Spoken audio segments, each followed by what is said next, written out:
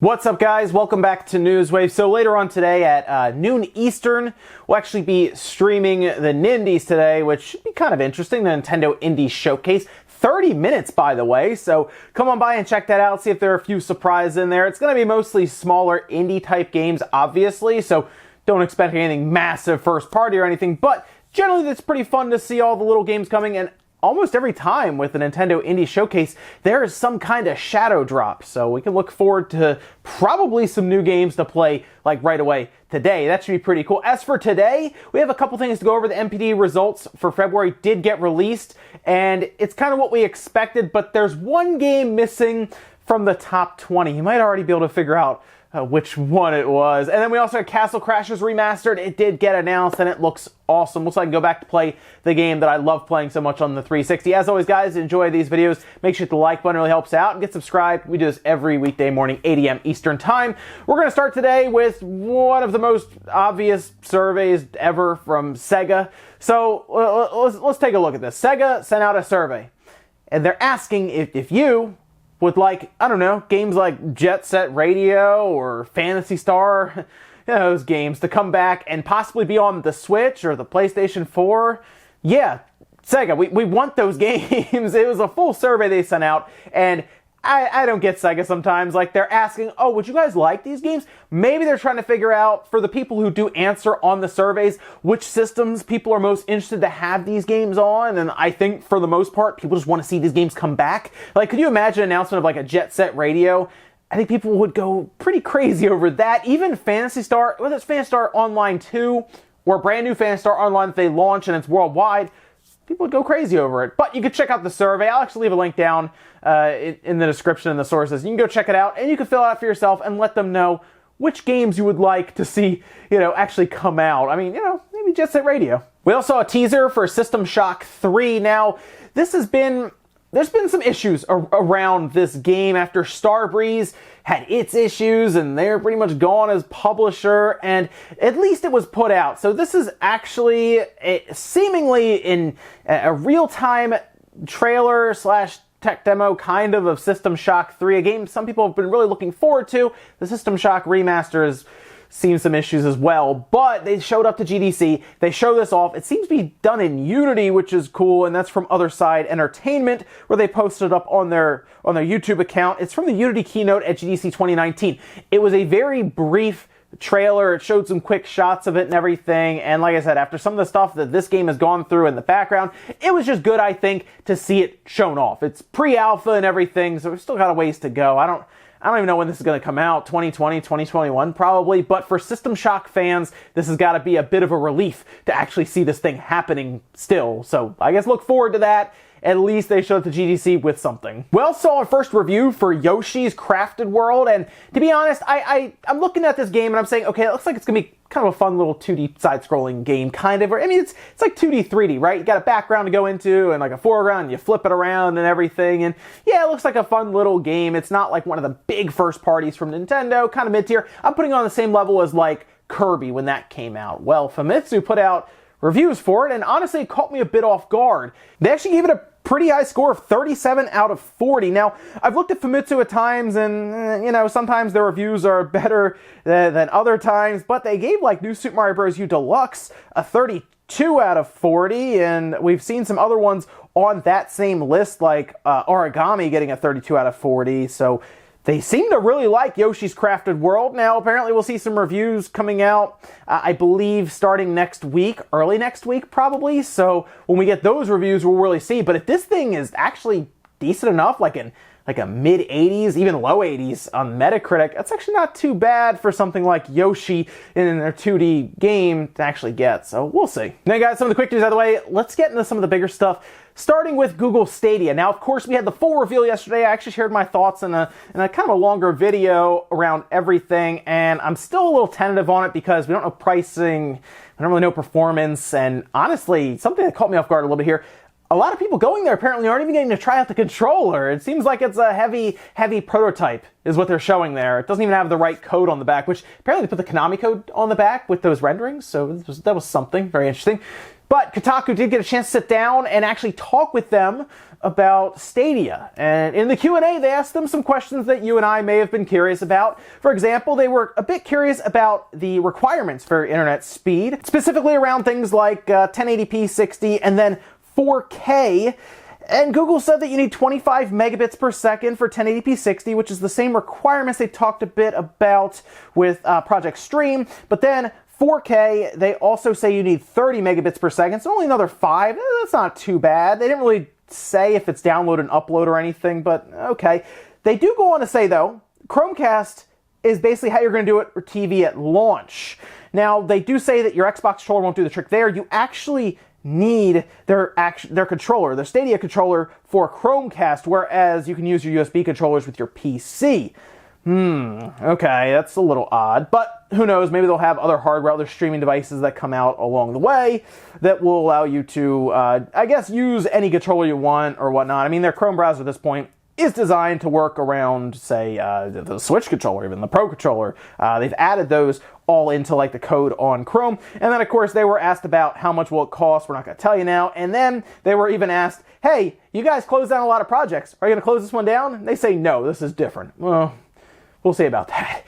But they don't really have much else to say here, and they keep saying we'll have more to talk about over the summer. What's over the summer? Well, E3. So, yes, I think Google is going to E3. In fact, they were even asked, oh, E3 then? And they said, over the summer. I still think they're going to E3. I think they have plans to go there. I don't know if they're going to have a big blowout or anything about information with pricing, release date, exclusives, third-party partnerships, but that's kind of where you go to talk about those things, even in like backroom offices and stuff for things that might be the following year. Google's going to E3. I think that's pretty obvious at this point. Now, are they going to have an actual show? They might. They might. So we'll see about that. But just know we don't know anything about pricing and release date, and apparently we'll find out over the summer. And hey, that's when E3 is. Next up, let's talk about Castle Crashers Remastered, as it was finally announced. We've seen the behemoth do all kinds of teasing, right? Here are PS4 controllers with the lights that are all different colors, similar to the characters in Castle Crashers. Here are Joy-Con controllers, same way with like color coding. And finally, it was announced, and this appears to be Castle Crashers, but kind of, I guess, brought up to 2019 a bit. It's called Castle Crashers Remastered, and if you've played it before on like the 360 or I guess the Xbox One or PC, you kind of know what you're getting into here, but they did talk a bit about some additions and some work that they've done to it and some new stuff for the PS4 and the Switch version, Castle Crashers Remastered. They put all this out in a blog post, and it was pretty interesting to see. There's a multiplayer minigame that they're going to have called Back Off Barbarian. They say it's frantic and weird, which is interesting.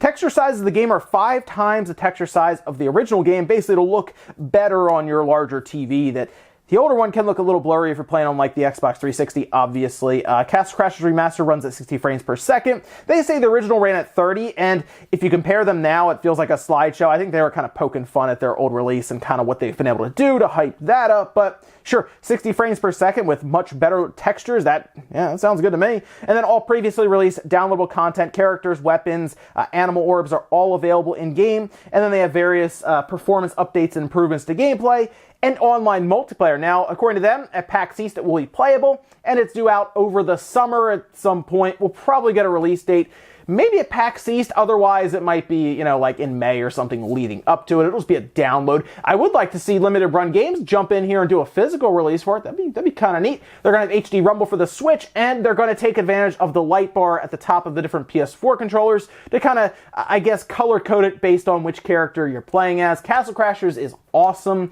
Everyone should check this out if you missed it.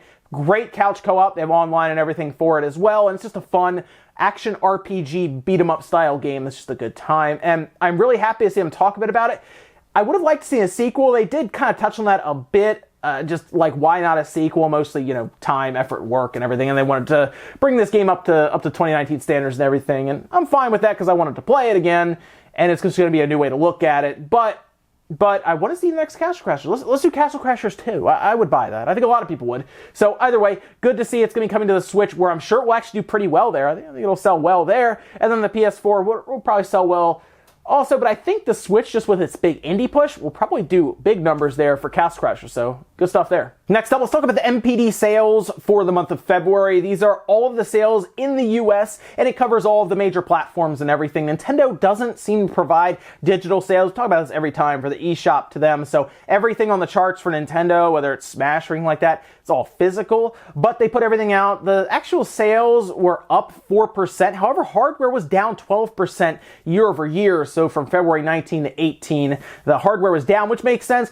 We're seeing a decline in the Xbox One and the PlayStation 4. I don't think anyone's very surprised about that, considering they're kind of on the downslope now of their generation, with the next systems probably being announced this year, and then going into next year we'll actually have them like be for sale. So shocking, not really, but we did see the Switch take #1. We talked about that before in an early leak, that the Switch took February by quite a bit, despite not really having any big announcements or really any releases or anything. I mean, they had some smaller ones. Smash, of course, and Pokemon most likely are kind of carrying through. New Super Mario Bros. U Deluxe, I guess kind of Travis Strikes Again, but definitely New Super Mario Bros., which is probably selling better than people realize kind of throughout the first quarter of this year. But they also gave us the top 20, and you're going to notice the game's not there, and we're going to talk a bit about that game. You're also going to see the top game, which might surprise some people, but didn't really surprise me too much, because the US seems to do well with shooters in general. Like, I'm sure The Division will take March pretty easily, but let's take a look at the top 20 here.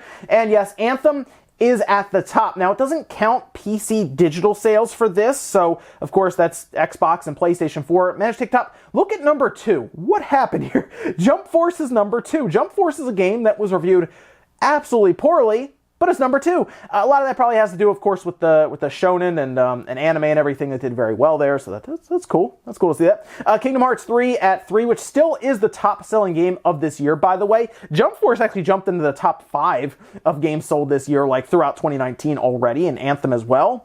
Far Cry New Dawn at 4, Red Dead Redemption 2 at 5, Resident Evil at 6, Super Smash Bros. Ultimate, again, all physical sales there at 7. Metro Exodus, big opening for Metro Exodus, actually, which is really cool to see that. #8, NBA 2K19 at 9, Call of Duty Black Ops 4 at 10, New Super Mario Bros. U Deluxe at 11, Mario Kart 8, 12, and then we'll go down the list here. Grand Theft Auto 5, Assassin's Creed Odyssey, Legend of Zelda Breath of the Wild, Minecraft, Super Mario Party, Tom Clancy's Rainbow Six Siege, Madden 19, and then Marvel's Spider-Man at 20. Now, Anthem was actually a good release for BioWare, only coming in behind Mass Effect 3. That's good to see that. But, of course, Anthem, I think, was going to sell well in its initial month because it's a shooter in the US and everything. And generally, we have Xbox One and PlayStation 4 gamers kind of prefer looter shooters, even in the US. So I'm not very surprised to see it. Like I said, I think The Division will do really well in the month we're in now, and first-person shooters generally do pretty well here, so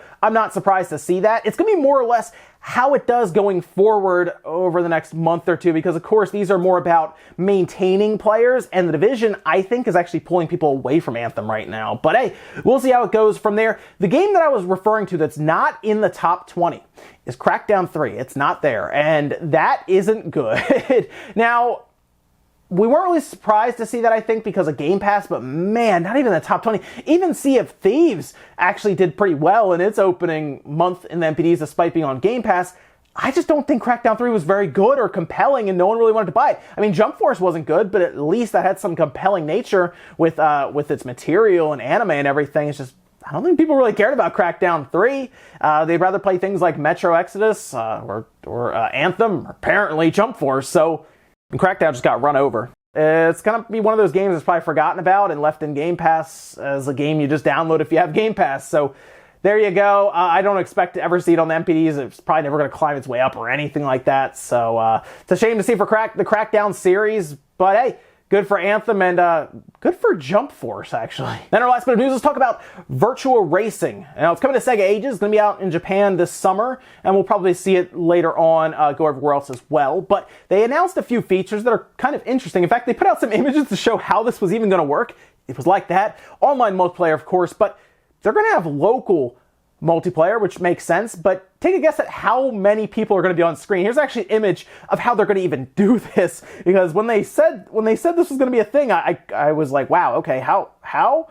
There's going to be 8-player split-screen multiplayer for this thing. It's going to have online multiplayer, which, like I said, is great. 8-player, though, and you can set 5-lap and 20-lap race rules. And the fact that they had to put this this picture out was hilarious to show this, where they're going to split it all up for 8 players. I mean, I guess it's an older game, so sure, why not? It's not as complicated as a Forza or something, so I'm sure frame rate and everything will be fine. And honestly, there's probably not a ton of stuff to see on screen as something like maybe a Forza where you got your race line and you got other things that can affect you on the ground and everything. And, this is pretty straightforward, but how awesome is that, by the way, that in Sega Ages, they keep doing this. They keep adding stuff to the games that get added. The online for this, the 8-player split screen straight up on local play. That's amazing on the Switch. That's so funny to see. We'll see when this actually leaves Japan and goes everywhere else. But for now, I'm really liking Sega Ages and what they've been able to do with these older games. Now I'm curious, do we get Dreamcast games now? Can we start adding online multiplayer to Dreamcast games that get added to Sega Ages? Because that's going to be when things get serious and people get real crazy with these, with Dreamcast games going online, Sega Saturn games getting some crazy split screen stuff. That's what I want to see. And ladies and gentlemen, let's go do it here for Newswave. If you enjoyed this video, guys, hit the like button, really helps out. If not, hit the dislike. Leave comments down below about everything we talked about today, whether it is Sega Ages with virtual racing and just other Sega Ages games. Let me know what you think about that and what other games I guess you want to see added, because it seems like they're doing a lot of work to these things, and it's actually really cool to see that. Also about the NPDs for February. The Switch is #1 in 2019 in general, and I think it's only going to get bigger throughout with the games being slated for the back half. So let me know what you think about that one. And what about Jump Force 2? It's kind of interesting. And no Crackdown at all, even in the top 20. Let me know about that as well, guys. Thanks for watching, and I'll see you later on today, actually, for the Nintendo Indie Showcase.